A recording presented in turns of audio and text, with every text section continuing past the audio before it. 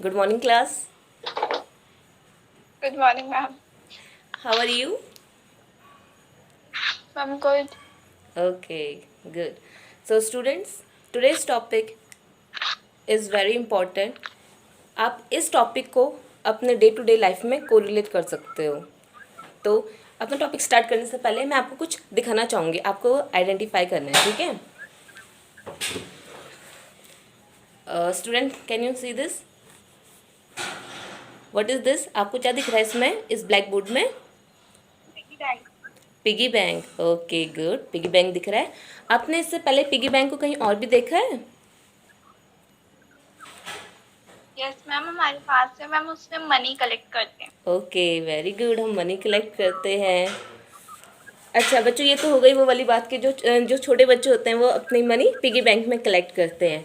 क्या आपको पता है जो बड़े लोग होते हैं, जैसे जो हमारे पेरेंट्स हो गए या हमारे बड़े एल्डर सिस्टर्स या फिर ब्रदर्स हो गए, वो लोग कहाँ पे मनी को सेव करते होंगे? मैम बैंक में. Yes, very good. बैंक में. So students, our today's topic is bank. अब बच्चों, अभी तो हम छोटे, लेकिन जब हम बड़े हो जाएंगे, मतलब जब आप लोग बड़े हो जाओगे ना, तब आपको बैंक में अकाउंट खुलवाना होगा. आप जॉब करोगे, अर्निंग करोगे, तो आपके लिए और हम सब के लिए जानना बहुत ज़रूरी है कि बैंक आखिर होता क्या है और उसके क्या क्या फंक्शंस होते हैं. Okay, so today's topic is our bank. बच्चों, आपको पता है क्या कि इंडिया में कितने बैंक हैं, मतलब total public and private banks मिलाकर total number of banks in India? Count नहीं किए. Okay, no idea. ओके बच्चों, क्या कहते हैं, 34 बैंक है, जिसमें से हमारे जो पब्लिक वाले हैं, मतलब पब्लिक 12 बैंक है और प्राइवेट हमारे 22 बैंक है. तो टोटल मिला के हमारे कितने हो गए? 34. अब पब्लिक में बच्चों हमारा एसबीआई आ गया, ठीक है, जो गवर्नमेंट बैंक हो गया, ठीक है. एसबीआई हो गया हमारा, पीएनबी हो गया. और बताओ, जो आप अपने आसपास भी देखते होंगे, आपके घर के आसपास कौन कौन से बैंक है बच्चों? मैम एसबीआई, पीएनबी, यस, और बताओ नाम.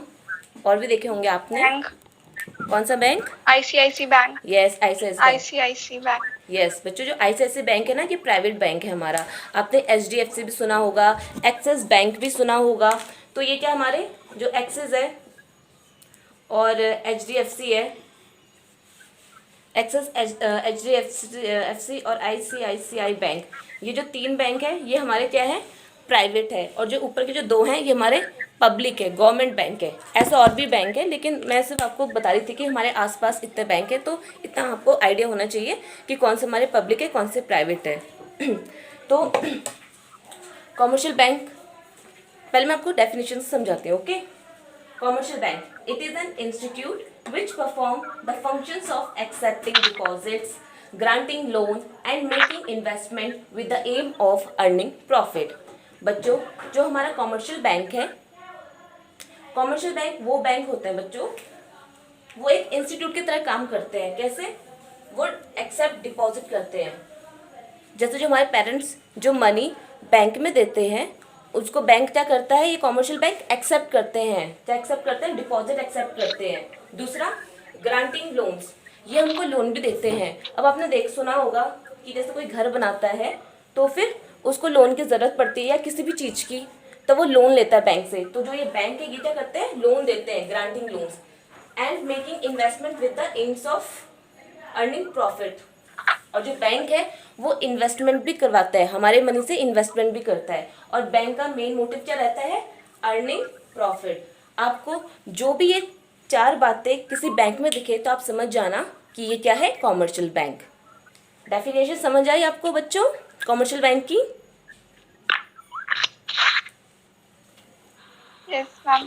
ओके, तो बच्चों अब हम इसके फंक्शंस पढ़ेंगे. Functions of commercial bank.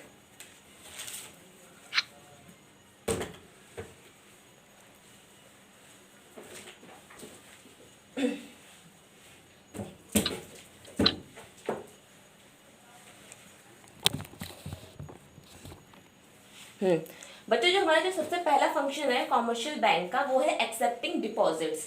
अब जो हम हमारे जो पेरेंट्स रुपीस देते हैं बैंक में, बैंक जो रुपीस लेता है उसकी बात हो रही है यहाँ पे। तो वो कौन कौन से अकाउंट पर जाते हैं बैंक में? बच्चों बैंक में वैसे बेसिकली 3 अकाउंट होते हैं। पहला हमारा करंट अकाउंट होता है, दूसरा हमारा सेविंग अकाउंट होता है और तीसरा हमारा होता है फिक्स्ड डिपॉजिट अकाउंट। बच्चों जो हम लोग जैसे हाउस होल्ड है, हमारे पेरेंट्स हाउस होल्ड है, हम लोग क्या है हाउस होल्ड है, तो हमारा क्या होगा सेविंग अकाउंट होगा। जो बच्चों करंट अकाउंट होता है, करंट अकाउंट बेसिकली उनका होता है, जो बिजनेसमैन होते हैं ना उनका होता है। इसमें बच्चों क्या होता है बेसिकली कि इसमें कितना भी पैसा आप डाल दो और निकाल दो, तो इसमें कोई भी बाउंडेशन नहीं होती है। सपोज करो जैसे ये बिजनेसमैन है, ठीक है, ये एक पर्सन है जो कि बिजनेसमैन है, इसको लाख रुपया निकालना है, ठीक है, 1 लाख निकालने हैं, तो ये वाला अकाउंट खुलाएगा, करंट अकाउंट खुलाएगा। और फिर बाद में पता चला कि इसको 2 लाख का प्रॉफिट हो गया, तो ये 2 लाख डिपॉजिट, 2 लाख क्या कराएगा, डिपॉजिट कराएगा। तो ये बिजनेसमैन के लिए ही करंट अकाउंट होता है। और बच्चों जो ये वाला अकाउंट होता है, इसमें इनको कोई भी इंटरेस्ट रेट नहीं मिलता है, क्योंकि ये उसी वक्त डालते हैं और उसी वक्त निकाल देते हैं। तो यहाँ पे क्या आ जाएगा हमारा, नो इंटरेस्ट रेट। अब सेकंड आता है हमारा सेविंग अकाउंट। सेविंग अकाउंट बच्चों वो होता है जिसमें हम लोग जैसे मिडिल क्लास हो गया, उनके अकाउंट्स इसमें होते हैं। इसमें क्या होता है, हमें एक मिनिमम लेवल का इंटरेस्ट मिलता है। जो हम पैसा जमा करते हैं ना बैंक में, उसमें हमको 4% का क्या मिलता है, इंटरेस्ट मिलता है, 4% का इंटरेस्ट। इसमें क्या होता है कि जैसे हमने 1000 रुपीज़ डिपॉजिट कराया, तो इसमें से हम लोग निकाल भी सकते हैं। इसमें एक वो रहती है सेविंग अकाउंट में कि अगर जैसे सपोज करो आपके अकाउंट में 50,000 है, ओके, और आपको निकालना है, तो आप एक दिन में कितने निकाल सकते हो, 15 या 20,000। तो ये किसने डिसाइड कर रखा है? वैसे तो ये सेंट्रल बैंक डिसाइड करता है, आरबीआई डिसाइड करता है, जो कि उनकी गाइडलाइन कौन फॉलो करता है, कॉमर्शियल बैंक करता है। तो करंट अकाउंट और सेविंग अकाउंट समझ आया आपको बच्चों? Yes ma'am. ओके, अब हम तीसरा अकाउंट पढ़ेंगे, फिक्स डिपॉजिट अकाउंट। बच्चों जो फिक्स डिपॉजिट अकाउंट होता है, उसमें क्या होता है कि इसमें हम लोग ऐसे बार बार निकाल या वो नहीं कर सकते, एक ही बार में आपको डिपॉजिट करना होता है। जैसे आपने एक बार डिपॉजिट कर दिया 1 लाख, ठीक है, उसका इसको आप अपनी ज़रूरत के हिसाब से नहीं निकाल सकते हो। जैसे आपने सुना भी होगा कि एफडी तोड़ दी, तो उसमें बेसिकली क्या होता है कि इसमें हाई रेट का इंटरेस्ट मिलता है। इसमें हाई रेट का इंटरेस्ट क्यों मिलता है? क्योंकि हम लोग सिर्फ एक बार पैसा डिपॉजिट करते हैं। सपोज करो कि 1 लाख हमने डिपॉजिट करा है, अब हम इसे कब खुलवाएंगे, जब ये 5 लाख हो जाएगी, और 5 लाख इसकी कब वैल्यू होगी, 5 साल में। तो हमें 5 साल तक हम इस मनी को निकाल नहीं सकते, विड्रॉ नहीं कर सकते। हाँ, अगर जैसे ज़रूरत पड़ गई तो हमको पूरे के पूरे एक साथ निकालने पड़ेंगे। ऐसा नहीं कर सकते कि 1 लाख आज निकाल दिए, 2 लाख कल को। एफडी की यही पॉलिसी रहती है, या तो आप इकट्ठा निकालोगे या इकट्ठा सबमिट करोगे, जमा डिपॉजिट कराओगे। तो ये हमारा आ गया एक्सेप्टिंग डिपॉजिट में। अब हम बढ़ते हैं एडवांस लोन में, हमारा सेकंड कॉमर्शियल फंक्शन। इसमें बच्चों क्या होता है कि जो लोन्स होते हैं वो हमारे 3 टाइप के होते हैं। पहला हमारा हो गया long term loan. Long term loan की बच्चों जो ड्यूरेशन होती है वो मोर देन 1 ईयर होती है।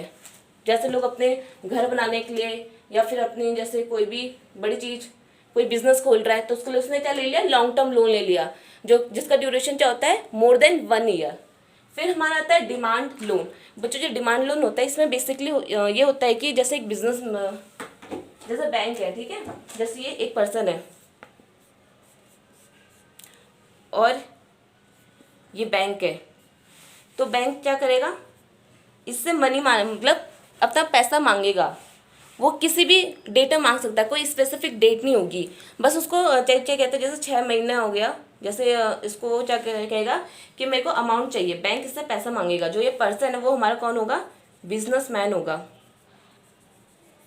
और ये डिमांड ड्राफ्ट सिर्फ बिजनेसमैन के लिए होता है, जो जो हाउस होल्ड्स के लिए नहीं होता है। तो डिमांड ड्राफ्ट में क्या होता है, गवर्नमेंट क्या करती है, मतलब जो बैंक है कॉमर्शियल बैंक, वो इनसे रुपया मांग लेगी, लेकिन उसको सिर्फ 2 से 5 दिन का नोटिस देगी कि हाँ आपको विदिन 2 या 5 डेज़ के अंदर हमको जितनी भी अमाउंट है वो वापस करा दो। तो ये डिमांड लोन होता है, जो इसने ले रखा होगा, इस पर्सन ने जो लोन ले रखा होगा, इसको उसको रिटर्न करना होगा बैंक को। तो बैंक इसको 2 या 3 दिन का नोटिस देगा और उसको उसी वक्त देना होगा। तो ये डिमांड लोन हो गया। अब तीसरा बच्चों मैंने यहाँ पे लिख रखा है, वो उसमें स्पेस नहीं थे ना, शॉर्ट टर्म लोन। बच्चों जो शॉर्ट टर्म लोन होता है, ये हमारा विदिन मतलब जो इसकी जो ड्यूरेशन होती है शॉर्ट लोन की, वो हमारी 1 साल से कम की होती है, जैसे 2 महीने के लिए ले लिया, 5 महीने के लिए ले लिया। ठीक, तो हमारा सेकेंड जो फंक्शन है वो यहाँ पे पूरा हो जाता है। नंदनी आपको समझ आया एडवांसिंग लोन के तीनों loan? Hello Nandini? Yes ma'am. Okay बच्चों, अब हमारा तीसरा फंक्शन आता है ओवरड्राफ्ट फैसिलिटीज़। बच्चों जो ओवरड्राफ्ट फैसिलिटीज़ है, इसमें बेसिकली इसका मतलब ये होता है, जो कॉमर्स से होंगे वो तो समझ रहे होंगे, लेकिन जिनका बैकग्राउंड कॉमर्स नहीं है मैं उनके लिए बता देती हूँ। जो ओवरड्राफ्ट फैसिलिटीज़ होती है, सपोज करो कि ये एक पर्सन है और ये भी एक पर्सन है, ये दोनों बिजनेसमैन है। ओके, तो ये ए है, ये बी है। अब ये इसको चेक देता है, कितने का? 1 लाख रुपीज़ का, 1 रुपीज़ का क्या देता है? चेक देता है इसको। अब ये क्या जाएगा? बैंक में जाएगा और इस चेक को लेके जाएगा, और ये बैंक में जाता है तो उससे क्या पता चलता है कि इसके अकाउंट में तो कितने थे? 98,000 थे। अगर बच्चों ये अगर नॉर्मल पर्सन, अगर हमारे सेविंग अकाउंट की बात करें, अगर कोई ऐसे चेक देगा तो चेक क्या हो जाएगा? बाउंस। बाउंस का मतलब कैंसिल हो जाएगा। लेकिन बिजनेसमैन के लिए ये फैसिलिटीज़ रहती है, क्योंकि इनके पास क्या होता है? करंट अकाउंट होता है। तो तो बैंक क्या करेगी? इसके जो ए पर्सन के जो 2,000 है वो पूरा करके इसको 1 लाख की अमाउंट दे देगी। तो इससे क्या होगा? जो ए है, फर्स्ट पर्सन है, उसकी रेपुटेशन खराब भी नहीं होगी, क्योंकि ऐसा तो बच्चों ये धोखाधड़ी का वो हो जाएगा ना कि उसने चेक दिया है उसको 1 लाख का, लेकिन उसके अकाउंट में रुपये भी नहीं है। तो यहाँ पे जो बैंक है वो ए को क्या कर देगी? 2,000 का जो अमाउंट दे रखा है उस पर बाद में जब वो रुपए देगा तो उस पर क्या करेगी? इंटरेस्ट लेगी उन 2,000 रुपये पे, जो भी है 1 या 2% उस वक्त जो भी चल रहा होगा। तो आपको बच्चों ओवरड्राफ्ट फैसिलिटीज़ का मतलब समझ आया? फंक्शन? Yes ma'am. यस, तो ये किसको बेसिकली किसके लिए होती है? ये बिजनेसमैन लोग के लिए होती है, जिनका करंट अकाउंट होता है। ओके, अब आता हमारा है discounting bills of exchange. Okay, इसको मैं एग्जाम्पल से समझाती हूँ। इसमें ये बॉय है, ओके, और ये भी बॉय है। चलो, इसका नाम हो गया राम और ये हो गया श्याम। ठीक है, अब क्या कहते हैं? राम ने इससे क्या लिए? उधारी में पैसे लिए। सपोज कर 50,000 इसने क्या किए? ले रखे हैं। ओके, तो ये इसको क्या दे देगा कि भाई तू मेरे पास 3 महीने बाद आना, उसमें लिखा होगा 50,000 पे करना है मेरे को, और वो इससे क्या बोलेगा? 3 महीने बाद आ जाना, मैं तुमको रिटर्न करा दूंगा। तो ये क्या हमारा हो गया? बिल ऑफ एक्सचेंज हो गया। ओके, अब क्या कहते हैं कि जो ये पर्सन है इसको इमरजेंसी पड़ गई, सपोज करो विदिन 10 डेज इसको इमरजेंसी पड़ गई, तो ये क्या करेगा? ये इस बिल ऑफ एक्सचेंज को लेके कहाँ जाएगा? बैंक के पास जाएगा। ठीक है, ये हमारा बैंक हो गया। तो बैंक क्या करेगा? इस पार्टी से कंफर्म करेगा कि ये आपका ही बिल है, आपको ये रिटर्न कराना है, मतलब ये पैसे चुकाने हैं, वो हाँ करेगा। फिर बैंक क्या करेगा? इसको डायरेक्ट अमाउंट दे देगा।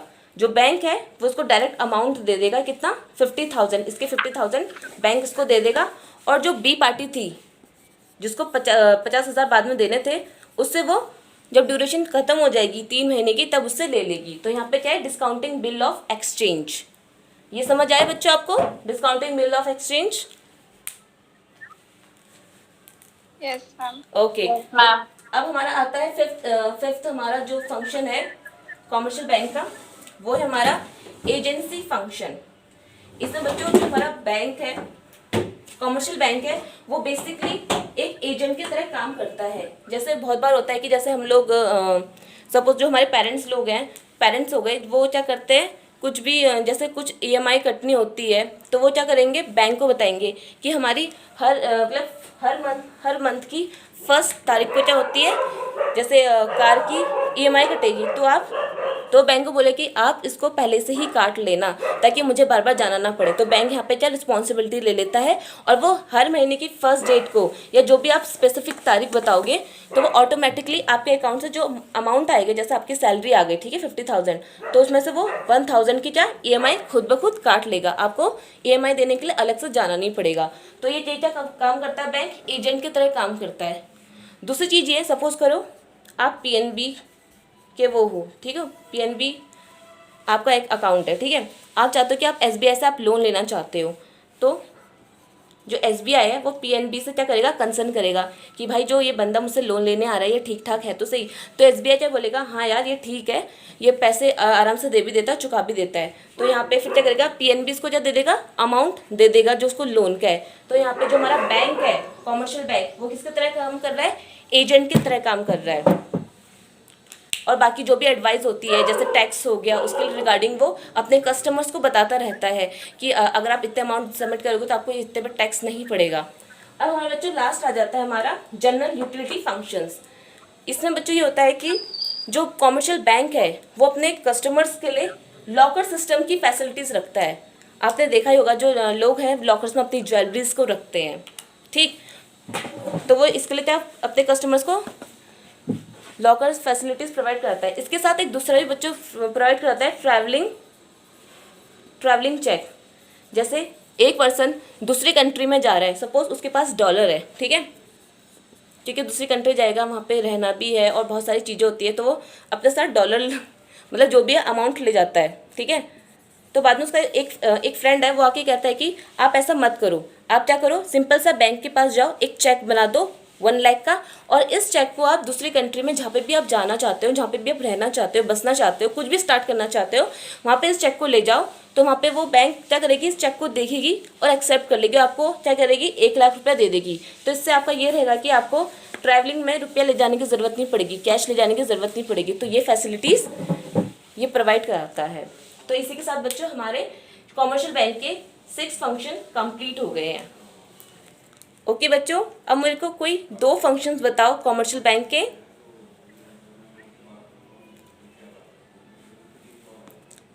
Hello ma'am helping money exchange, okay good, provides loan. Yes very good.